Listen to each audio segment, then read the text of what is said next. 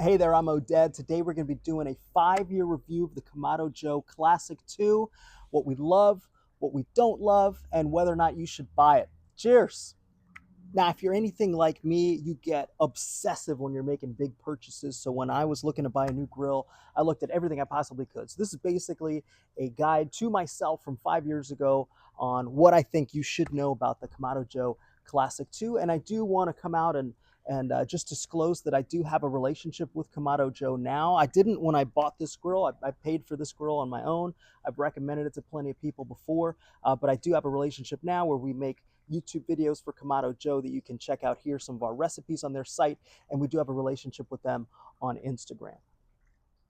Let's start with the positives. What do we love about this grill? For me, this has been by far the most versatile grill I've ever cooked on or experienced in my life. I think that the ability to do low temp smoking, where I've gone 20 plus hours on this on a single bag of charcoal, no problem. You can do any kind of standard grilling that you want for chicken, hot dogs, burgers. That's easy. You can go high heat searing for 1,000 degrees if you wanted to for your steaks to get crazy, or you can do pizza in there.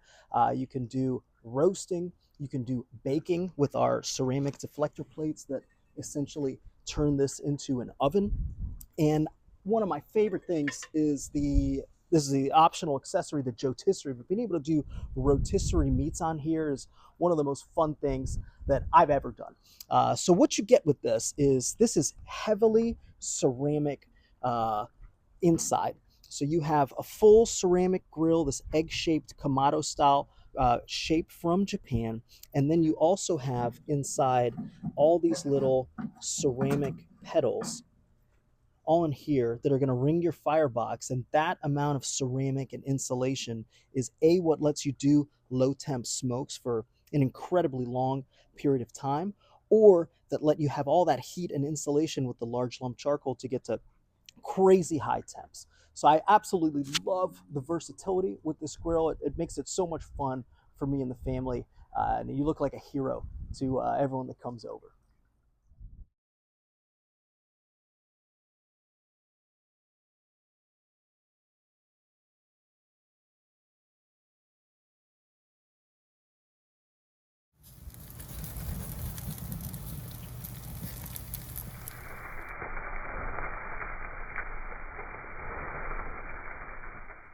Now, there's a few design features in here that I think are really intelligently done and really elevate the grilling experience for me. So, one is this divide and conquer system where you have two tiers on the Classic Joe 2 here, where you can have your grates down low or up top.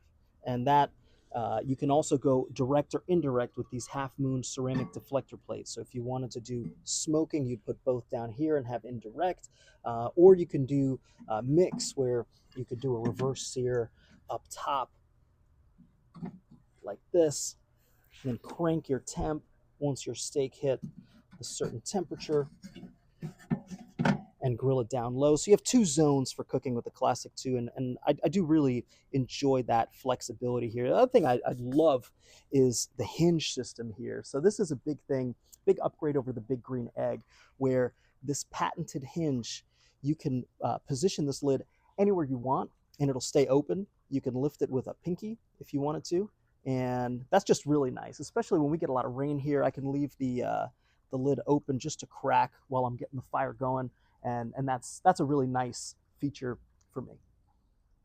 One thing that I really love, great design feature, is this little charcoal drawer that comes out, because you really want to be cleaning your grill out before each cook, because it's all about airflow. And if you have a lot of ash blocking the air from coming through, that's something that you want to clear out. And so being able to take all the ash out from this charcoal basket, I mean, from this ash drawer here, dump it wherever you need to, and then go right back in, is super convenient. Great little design feature that I love.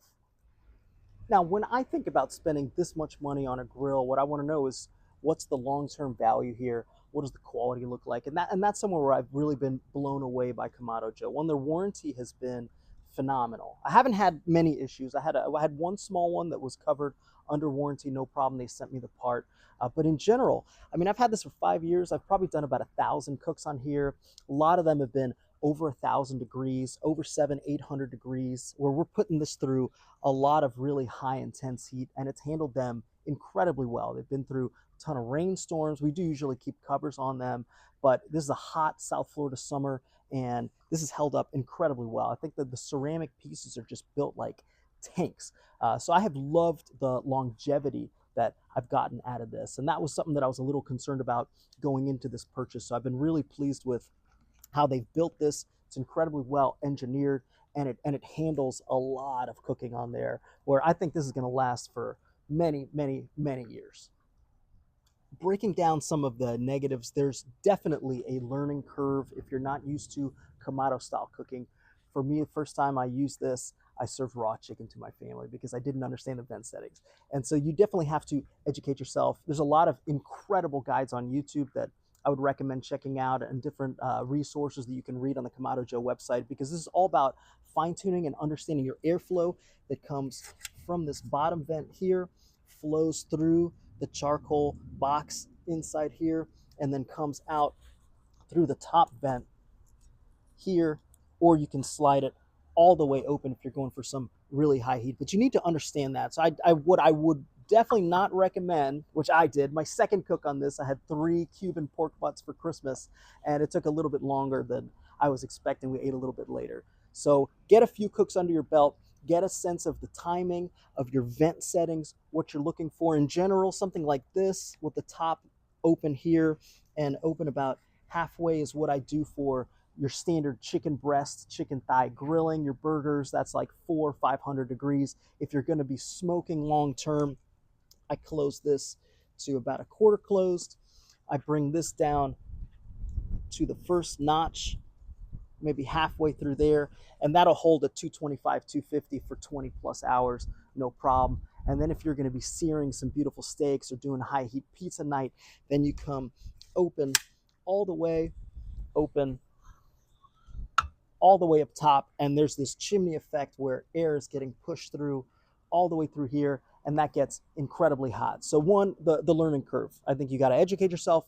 Don't plan on cooking a magnificent meal your first time. Really try and get a sense for how the grill works. Next thing to be aware of with Kamado style cooking, you want to be using large lump, high quality charcoal. And one of the downsides to that, if you're looking to just grill something, is that it can take time to get up to temp. For me, typically it took about 30 to 45 minutes to get this to a steady 400-500 degree temp ready for grilling. So you just got to know that going in. If you're going to be using one of those fire starter cubes, it just takes time. So build that into your cooking preparation and your kind of mental model for how you're going to be cooking for the family.